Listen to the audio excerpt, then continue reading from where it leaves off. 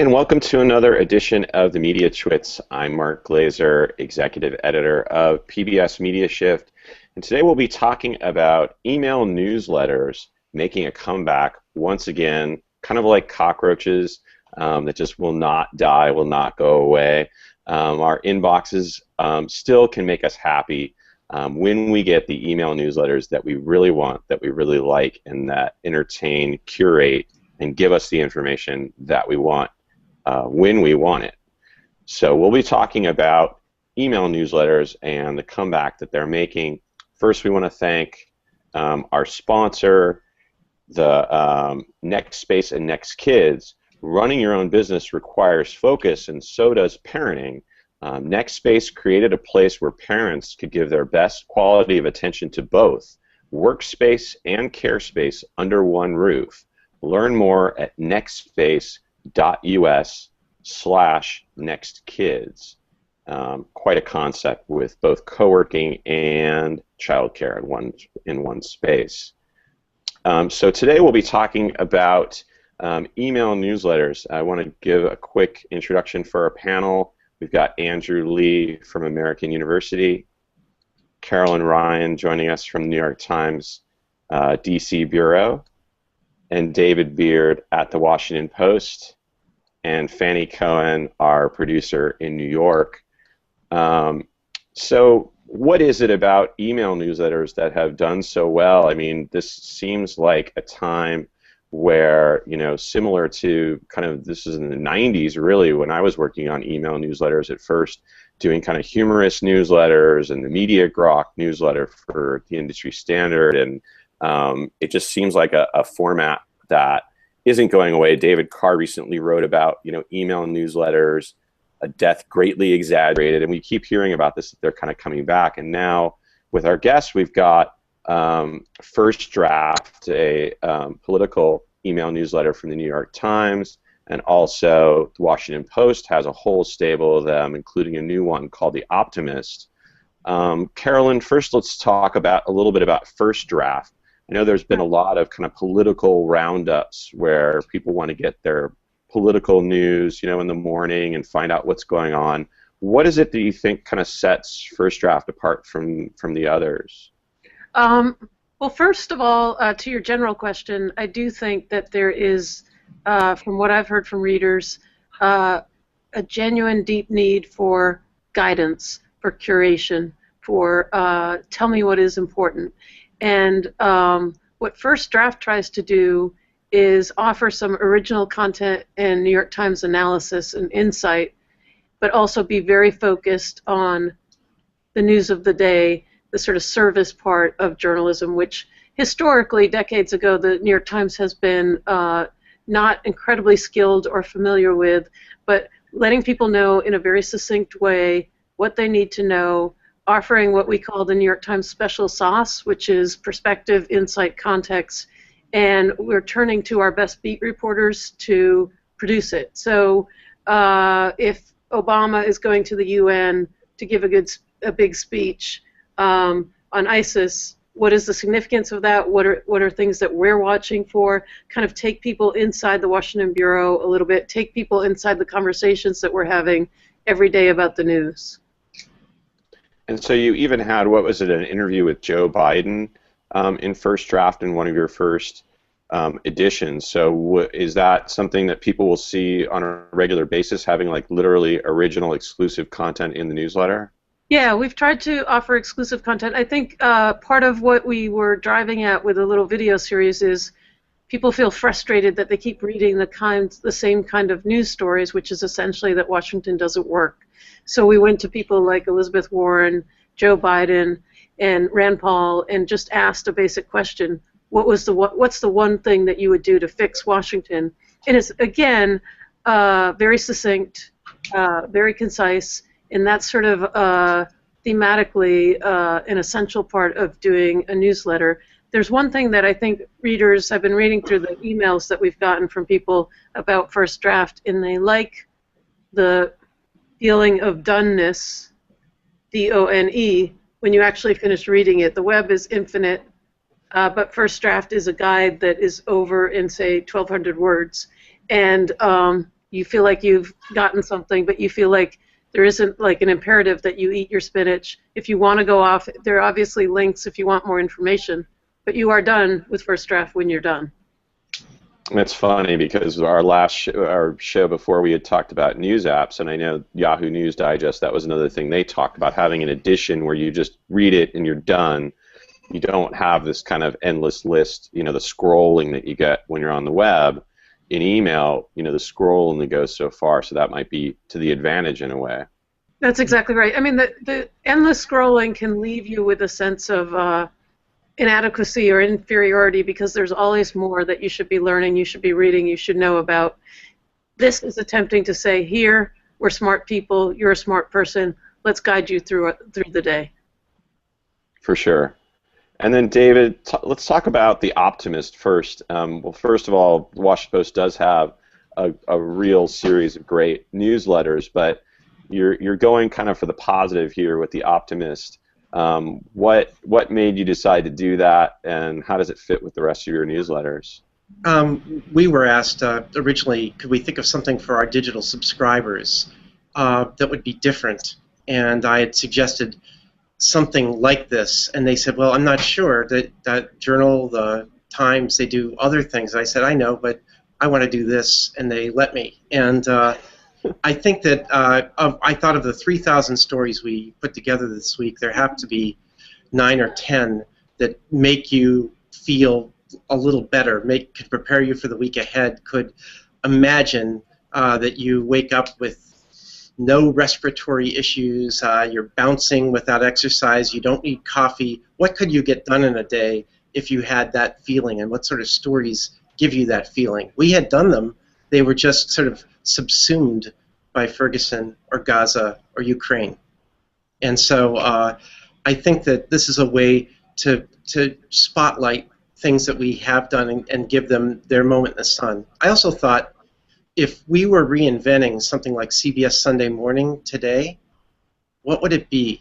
It would be something on your smartphone that you would be glancing at while you were getting coffee or going to a practice or just doing your regular things on that day. And so I didn't want to waste people's time.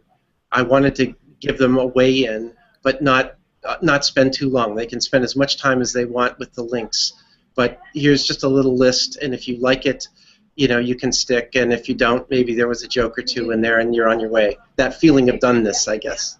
Is the Optimist, is it purely, exclusively Washington Post content, or do you link to other stories? I'm linking to some other stories. There was a issue, but I decided just for the strength of fecuration, I wanted to show that we weren't just living in this little walled garden of our own shop.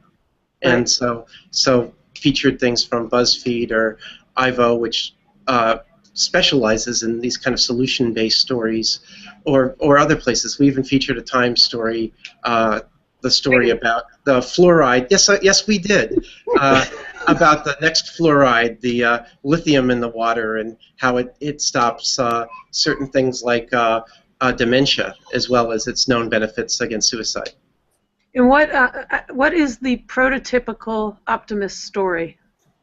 Like, what would be the platonic ideal of an optimist story? Well, I mean, there's both the platonic ideal, and then there's, as I did, assessing what readers clicked on the most during its first 5 weeks. And one thing we did at the very bottom, people are reading all the way through.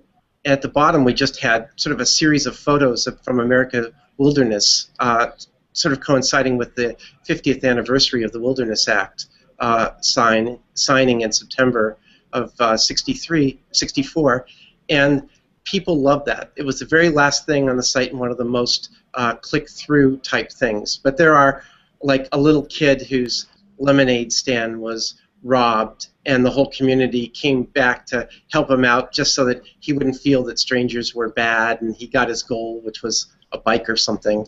So it's a mix of feel-good and real solution-based stories. So a story that our readers like, maybe Bill Gates is spending $10 million on a banana, a type of banana in Africa, and if it works, tens of millions of Africans will have a much better nutritional daily that doesn't necessarily warm your heart. It's almost like an impossible goal, but it's something that somebody's trying, so we'll give it a shot.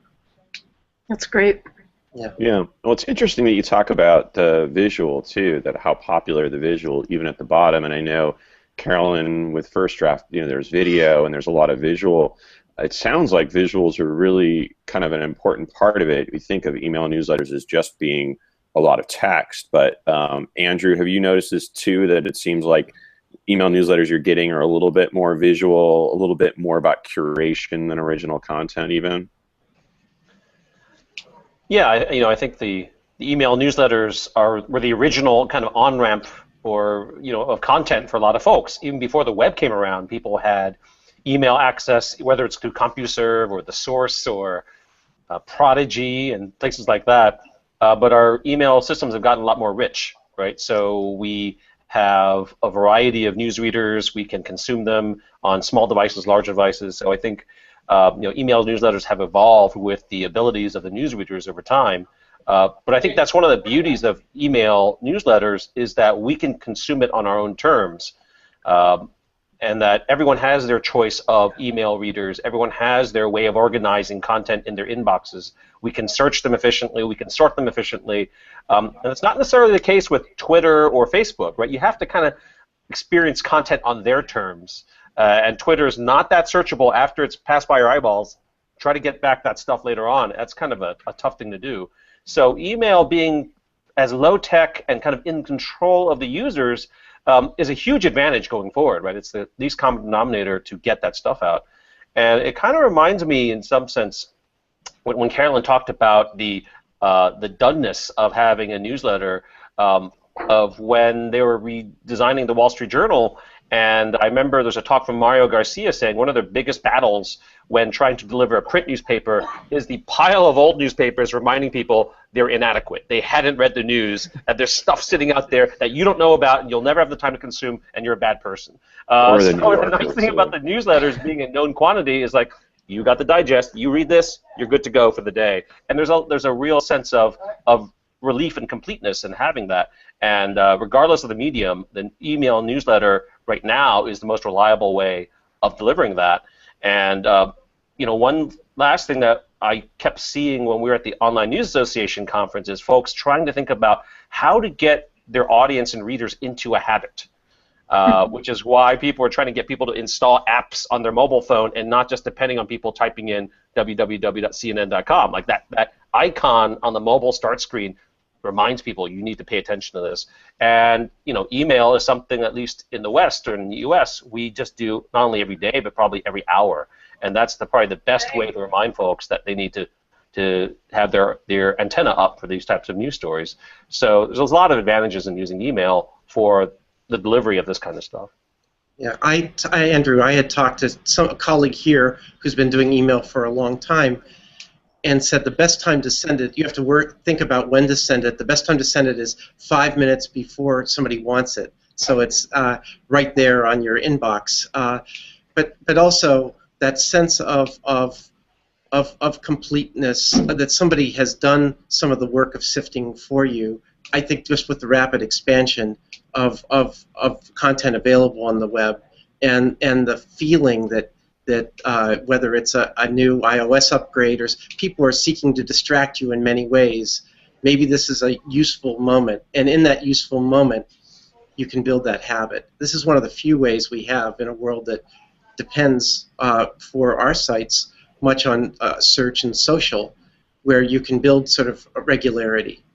I would just add to what Andrew and David have said. One thing that is very appealing about the email experience we're obviously read very heavily in New York City, in urban market, and if people are taking the subway, they obviously have either spotty or not no access to the web, and there's a simplicity of emails which is essentially it's already been downloaded for you. So I think the fact that there are not a lot of barriers between you and the content, there's a directness to it that people really like. And I would also say that people are so accustomed to communicating themselves through email that I think there's a conversational dimension to an email that at least in the New York Times, is quite different from the experience of reading the newspaper or reading like a straight news story. And one thing that it allows you to do is interact with your readers in a different way.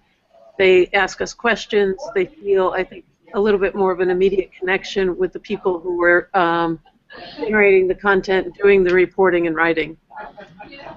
Yeah, it's very personal when you get something in your inbox. It's something that you know, really, it's really coming straight to you in a different way than just going to your website. I know that there's been issues around kind of, you want to get people to open, as you said, David, you know, 5 minutes, getting it to them 5 minutes before they want it. People are inundated with a lot of email, with a lot of kind of promotional things, and I know Gmail has kind of segmented things into promotional space, and we have our own email newsletters, and that was a concern for us, that our newsletters are going into kind of the promotional tab and not being seen. I mean, what do you do about that issue of making sure people are opening them? Because you can have, you know, tens of thousands, hundreds of thousands of subscribers, but you might only get, what, 30% to open them. Right. I mean, and some people would call that a pretty good open rate, 30%, depending on how big your audience is. But I think you have to envision, you have to know your audience, or at least make some guesses, and if it doesn't work, scrap it and try a different time or a different place. With Carolyn Hacks, our relationship columnist, we used to, whenever it was filed, 6:30, 7:30 at night for the paper, it would just kind of appear on the web without just, willy-nilly. Her regulars might pick it up. There'd be a little reading that night, and I just thought, why not do this at 7 in the morning? And if you have to work, who's the audience? And if you have to work, these are people who may have used to have a newspaper at their breakfast table. Let's make it as simple as possible. One question, one answer, and you can read it on public transportation. You can read it. You won't, like as Carolyn said, you're not dependent on a good 4G connection, or you don't have to navigate through a homepage in your little phone to find it. Yeah, Carolyn, what about you? I mean, is this something that you worry about as far as getting people to open them and going into tabs and people filtering things out? Well, it's something that we're looking at. We're a very new product, so we don't have a lot of analytics so far in terms of open and click rates. But the one thing that we do have is there's sort of a base, a foundation of people who we know are interested in politics. Hundreds of thousands of people who had previously subscribed to our politics headlines, and then we've had thousands of sign-ups since then. So we do have ways of kind of examining and understanding the habits of people, and we have an audience that has already expressed a desire. I guess just to sort of put a footnote on what several people have said now, I feel like the email delivery experience is the one that feels, to me, most parallel or analogous to the old idea of us bringing you the newspaper right to your doorstep. There's kind of a service about it. There's kind of a directness about it. There's kind of, hopefully, an ease for the reader's experience, for the customer's experience, and that's what we're aiming to do. Yeah, and now, Carolyn, the New York, the first draft, that doesn't require a subscription to the Times, or does it? No, you could sign up through the you could sign up whether you're a subscriber or non-subscriber. Okay, and I'm curious what drove that decision, because I know the Optimist David is doing just for digital subscribers, but how does that decision get made, or is the idea that this will bring people in and get them to subscribe? Yeah, I think it's a little bit of a different product because it's an email newsletter, but it's also linked to a live politics news feed, and the idea is to get people to engage with our content. Perhaps they start with the email newsletter, and then they find or return to this live news stream, which kind of provides an immediate, up-to-date politics news feed throughout your day. So the idea is that the newsletter is a wonderful experience in and of itself, but it can also be an entry point that brings people into our content. Right, so the site itself is counting against your pages, that you see as a subscriber. It would be the traditional, New York Times experience, correct. Okay. That makes a lot of sense. And David, what about on your side? This is something that just the subscribers get. I mean, what was the thinking behind that? Where it's not you're linking to outside pages, so. Yeah, and I'm linking to. I mean, I'd say 80% or 90% are probably post links, but I'll have around the web for a couple links each time, and so a lot of those pages, people are going much deeper into this newsletter than others of those who read there. The reason I wanted to start out not at 0 and spend a lot of time getting it to 5,000 or 10,000 or 15,000. I wanted to start at a very big number. So we were able to do it in this manner. We're thinking about making it available to a lot more people in a hurry based on the reaction that we're getting and the really high open rates. Yeah. Andrew, what do you think? I mean, what do you think the business model for these? I mean, over the years, there have been some newsletters that are kind of people actually pay to get if it's something very, very targeted. A lot of times, there's kind of targeted advertising within the newsletters. I mean, what do you think the business model has been, and might have some potential? Yeah, I mean, I suspect for a lot of these businesses, it'll just be to keep them relevant in the stream of what people see every day. I think that speaks volumes for what it can do. As we have more and more outlets out there that are trying to vie for people's attention, having that show up every day reliably in your mailbox is certainly of high value. I think we might be seeing the rise of, or the return of the email newsletter as a self-contained, high-quality read in reaction to kind of the BuzzFeedification of headline writing, so that there's such a clickbait type of mentality to people writing content these days with very, I'd say, low return on investment, and actually clicking on something and saying, these 5 things will change your life. They didn't change my life, but I'd rather have something well curated and digestified in my mailbox that was really of use to me.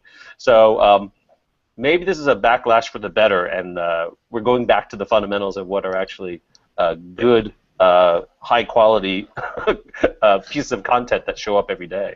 Andrew, it's funny you should say that. I was thinking for the upcoming version of The Optimist about the headline I chose for this Michael Gerson piece on a school that has a lot of basic rules and uniforms, and he just mentions that at least one adult, for a child to thrive, at least one adult must show unconditional love. And I just thought, what an un-BuzzFeed headline that's going to be, but how close it is to what these readers might want to see on a Sunday morning. That's great. Yeah. Right. Yeah, and I'm curious, just for in your own habits of looking at email newsletters beyond even just the ones you're producing, what are the ones that you like? There's a big mix in what I see between people kind of doing original content in their newsletters versus just a bunch of links to things. I mean, our most popular one is just daily must-reads. It's literally 5 or 6 links to stories and digital media that we round up. And that one, David Carr mentioned as one of his favorites. Is curation kind of taking over, or is there still, room for original content? What do you all think is a good mix for yourselves? One thing that, if you haven't looked at it, that I would highly recommend is our cooking. We have a new cooking app, but there's also a daily cooking email, which is going out from New York Times readers, and it has been phenomenally successful. And partly it's because, and again, it hasn't traditionally been a New York Times strength to do service journalism, but it's written in an incredibly conversational way, and it guides you through cooking, and it gives you access to the New York Times recipe trove, which it turns out people really want to take advantage of. Again, very simple design, very beautiful design, kind of elegant, but does not overwhelm you in any way, and I find it very functional. I also feel like right now, in terms of my reading habits, they always shift, but I'm turning a little bit away from the strictly aggregation emails and looking for more original content and analysis and maybe a little bit more wisdom. But it shifts with the news cycles.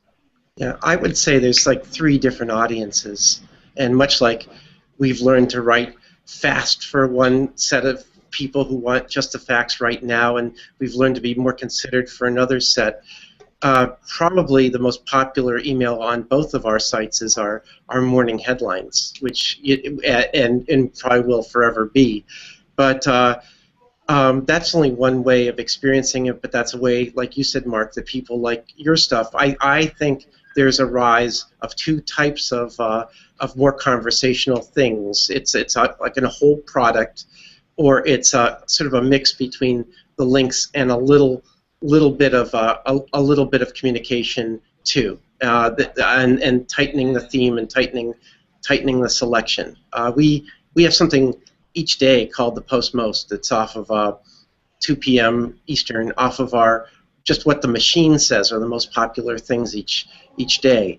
But on Saturday, I do something a little different and put 4 of our maybe of our top 10 most read stories, 4 that might not update over the weekend, or 4 that might not have had one outside aggregator give it a huge bump, and 4 of sort of hidden jewels from the editors, also more text, slightly text-based, and then the other 8 stories are data, sort of digitally oriented stories, and it gives more of a week in review kind of email for people who missed it on Saturdays around noon.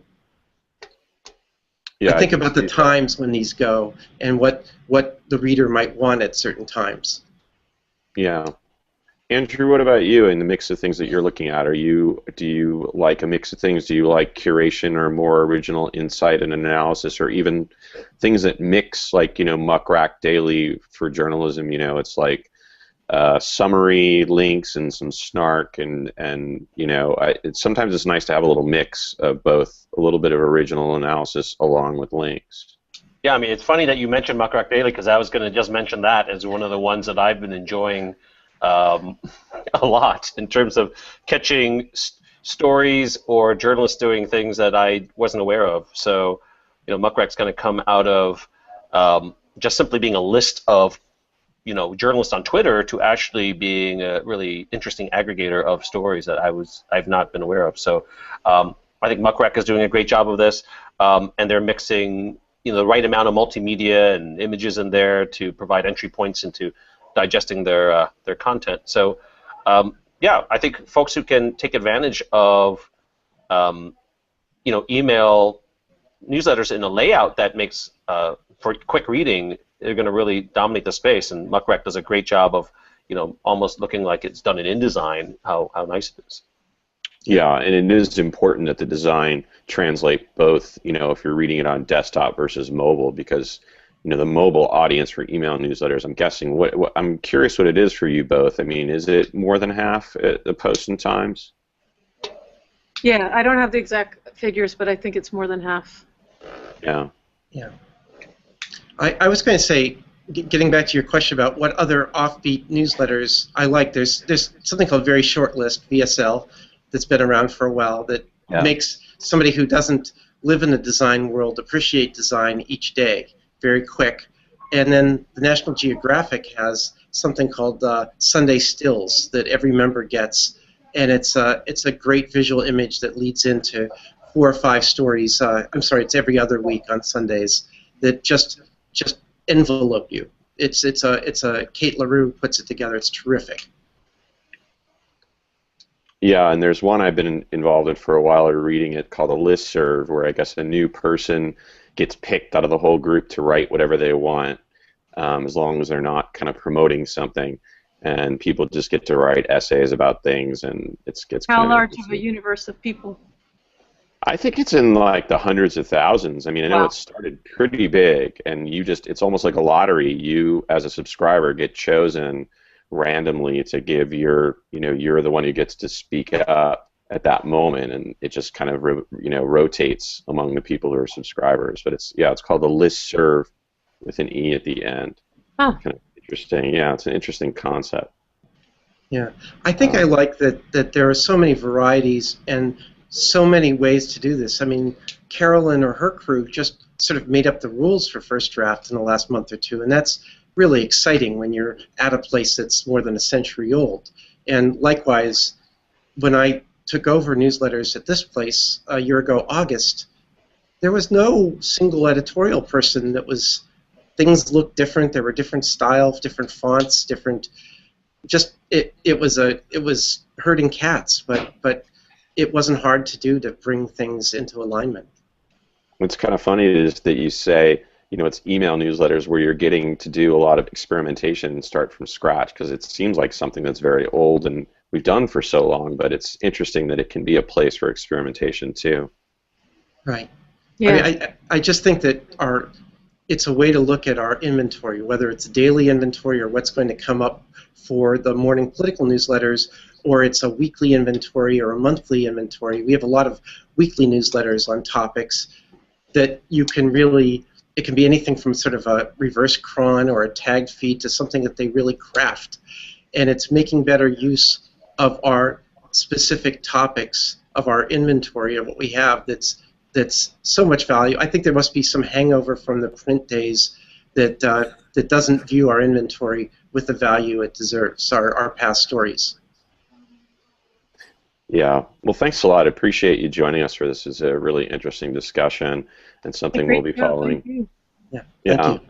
And we want to thank our entire panel: Andrew Lee from American University, Carolyn Ryan at New York Times in D.C., David Beard at the Washington Post, Fanny Cohen, our producer in New York, and also our sponsor, NextSpace and NextKids in Potrero Hill.